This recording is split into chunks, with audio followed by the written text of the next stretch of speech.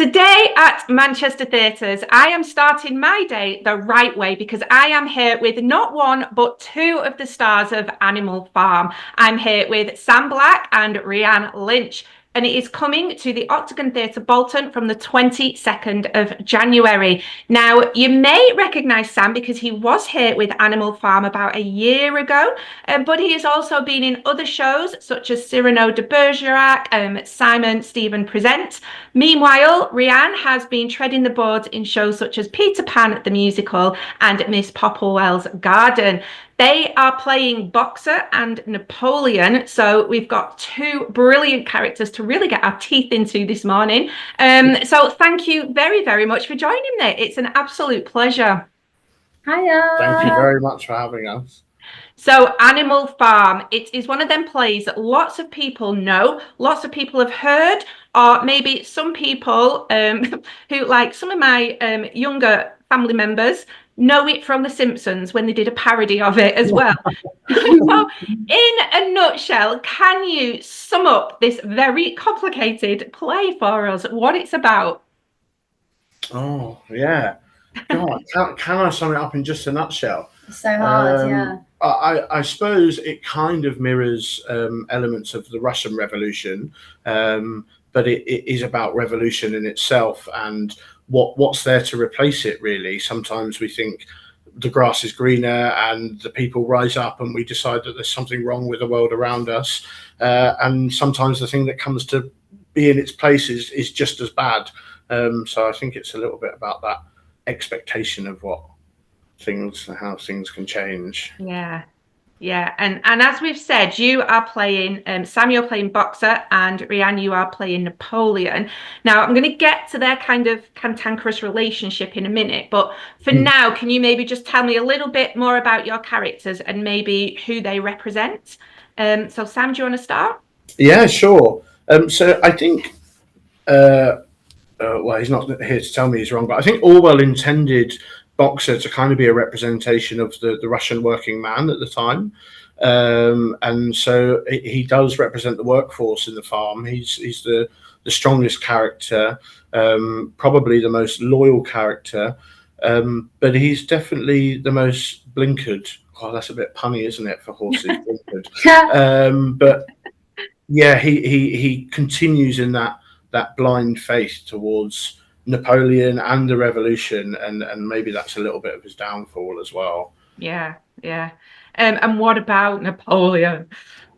Well, Napoleon, Orwell potentially wrote it to be a representation of Joseph Stalin, who was a awful authoritative leader who committed a lot of atrocities and crimes. And Napoleon has a lot of those qualities, but also could also represent a lot of other authoritative and tyrants that the world has seen, who have got the people on their side by using the power of their repressed society that they live in, and taking all of that anger and using it to build up their own power. And essentially Napoleon is very much a selfish character and plays everyone like a fiddle, but you don't necessarily expect that they're going to be that person at the beginning of the play. They're a little bit more in the background, and you see how they rise and the dangers of how that can slip in without you realizing. Yeah, because that's kind of the relationship between Boxer and Napoleon, isn't it? And particularly really highlights the way that if you're a type of person who has an agenda and has the skill to kind of use language and friendship to manipulate to get to your own agenda, that you can kind of get a lot of things that you want. And we really kind of see that in poor Boxer. I mean, we see that in the relationship between your two characters, don't we? I mean, Boxer worships Napoleon. Yeah, definitely. And obviously, it's the same in rehearsals with me and Rhian. I just follow whatever she does, and we've really been taking it very literally. I'm just a loyal servant. But I think we have I think Napoleon's rhetoric and ability to like connect with people is so powerful that's she actually kind of gathers her strength from the ground up. And for me, that's really important today, because there's so many politicians that we think you get that idea of they seem like the kind of person you want to have a pint with at the pub, and that's how they want to present themselves, and that's how they kind of people don't really listen to the specifics of what they're saying and the dangerous things that they're saying, and because they come over as this character that we want to relate to, that boxers infatuated. Why wouldn't Napoleon have our best interest? They're so lovely to me, and I'm not the most intellectual character, and other characters bully me a bit for that, but Napoleon doesn't see that. Napoleon sees my strength, so why would she ever not hold my best interests at heart? And that blind faith is so scary, and we still do it today, I think. Yeah, there's a big element of Boxer being the worker, as we said, but yeah, Boxer is the worker in this play, the one who, you know, he is the animal who makes it happen, like makes all of the things that they want to change happen, and the physical labor, he is so happy to do it, like, and Napoleon really does have a grasp on that, and like and like Napoleon herself doesn't do any of that physical labor, but somehow she's still seen as the savior, and that has happened time and time again in lots of different like situations in history. Yeah, definitely. And I think what's interesting about it is this whole thing kind of kicks off because one of the other animals, Major, has this dream about saying, oh, if we didn't work for the farmer anymore, we could be free and we could have like this utopia and we could like live our best lives. And so in theory, everyone's like, yes, come on. But then when you stop and think about it, it's like, what my idea of the perfect life would be different to yours. It would be different to yours. So it's never going to work, is it? That's kind of the point, that everyone's idea of this perfect life is different. So, and that's massively what's played on as well, isn't it? Because they think they're agreeing to one thing, but they're not. Yeah. They think they're agreeing to the fact that everyone is equal. Because that is what another character in the play, Snowball, who's more of the technocrat, the details guy, he really would have been able to transform the society into something better if it wasn't for what Napoleon does to him. His idea, his theory is that everyone is equal, and that is still, that's still something that a lot of us like to think that we hold very dear to us, that we're all equal, and that, that's where a lot of our thoughts and things should come from, but actually what Napoleon does still sell that, but then she twists it, of course, to be something that's essentially the opposite, that actually some animals are more equal than others, which is dangerous. And that's like what's really clever about what Orwell does with the other animals on the farm, is that it's not suitable for everyone. Molly doesn't want that. Molly loves her ribbons and her sugar cubes, and like by our standards, I think that's totally okay. By the standards of what's going on the farm, it's like, oh, how could you? But that's all right. This revolution wasn't for her, and she's quite happy being owned, and maybe there's something uncomfortable in there, but it's not for her. And Benjamin recognizes the comings and goings of power, and he'd sooner have no tail and no flies. It doesn't matter who's there. Life's quite long and difficult, and so this power that is unchecked has moments where it's questioned by different animals, but such is Napoleon's cunning that the steam train never really slows down to the point where it's gone too far and you can't take back that power anymore. Yeah, I mean, there's so many layers to this whole thing, like the things that we've just been talking about. They're things that we've not even touched upon yet, like trust and surveillance and the idea of being watched and all these different things. So as an actor, you have to kind of take on the ones that your character goes through, but then almost kind of be aware of, everyone else's, because that impacts your character. But behind you as an actor is you a human being. So you've got to kind of embody all of these strong morals and beliefs and ethics and political views and everything. I mean, is it exhausting? Is it one of them plays where you kind of at the end of it, you're just like, oh my goodness, just I need a strong coffee or something else? Yeah, it is. It's so pacey and full of movement and original song throughout. We also don't hide away from the horror and some of those scarier moments.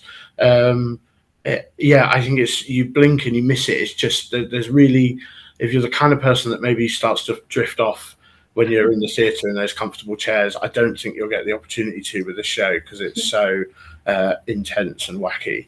Mm.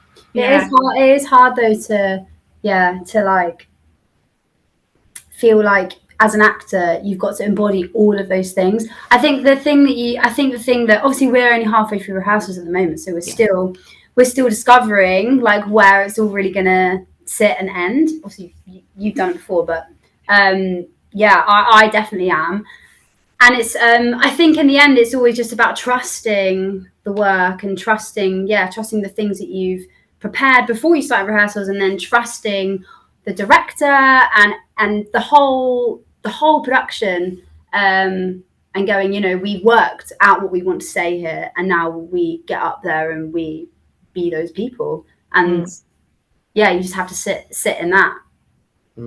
But I imagine it's not that anyone does this, of course, but some plays, as an actor, you can you learn your lines, you go to rehearsals, you act, you do the jobs are good done. But with this one, the amount of research that you must have to sort of put in there. I mean, you've mentioned the Spanish Civil War, the Russian Revolution, even the time when it was written at the end of the Second World War is significant in what was trying to be coming across. Is there like this backlog of work that you kind of have to do before you can even sort of step into those roles, even in rehearsal, I suppose? No, I just go around told to stand and I say the lines. No, I'm joking. There definitely is that. And the more research and the more discussion and some of those, when you hear what other people have been researching, it does really drive the quality of what you're searching for. But also I think such is like the parable of the story, you can't help but slightly mirror it in a rehearsal environment anyway. You do, the cast come together so quickly as almost like the animals on the farm, especially with kind of the time pressures that we have this time, and everything around you becomes the authoritarian. And so, you find yourself kind of mirroring what's going on in the context of the play as well, which is quite funny. Yeah. I mean, it's fun to do all of the research though. It's really great play for that reason, to really dig in. I really enjoyed that, definitely in the pre-rehearsals, getting into what it. It's nice to care about the subject matter you're doing. Sometimes you're playing, you're like, well, it's not really relevant anymore. And that's not there. But with something like this, you're it's like, just so good. So many layers. Yeah. It's always relevant. And I'm not sure if that's a good thing or a bad thing, but it's, I guess as well, I mean, Sam, you will have experienced it doing it before this particular show, but the audience is coming to watch it again because everyone's coming from a different, their life story is different. They're coming to it from different beliefs and the way that their life has shaped their beliefs. I imagine, like you've said in the rehearsals, it opens up really good discussions, but I guess for your audience as well, and especially because you're doing this, you're doing a lot of shows for schools as well, aren't you? So will that be altering kind of what you show, like maybe some of the fight scenes a little bit less violent, or is there a difference? Well, I don't think there will be. No, I think the show is for everyone. And whether or not you're studying the text or not, I think it's better that it's just viscerally honest and almost just viscerally what it is. It's real, and it's you want to make people go, God. You don't want to make people go, oh wow, that thing that happened. You want people to disassociate with it, and you don't want the kids to sort of dissociate it as in it's something that happened in the past.